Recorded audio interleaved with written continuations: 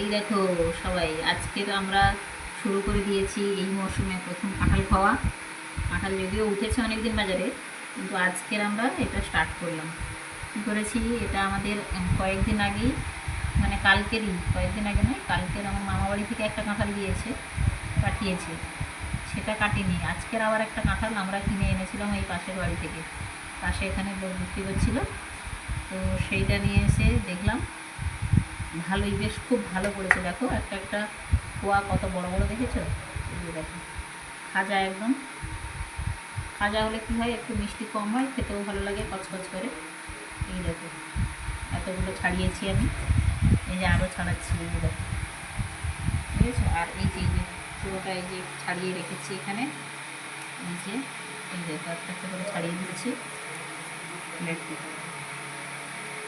একদম গাছের, বাড়ির গাছের আর কি, কেনা, বাজারের কেনা নয়, লোকের বাড়ির গাছে হয়েছে পাশেতে, তাদের বাড়ির দিকে আমরা এনেছি।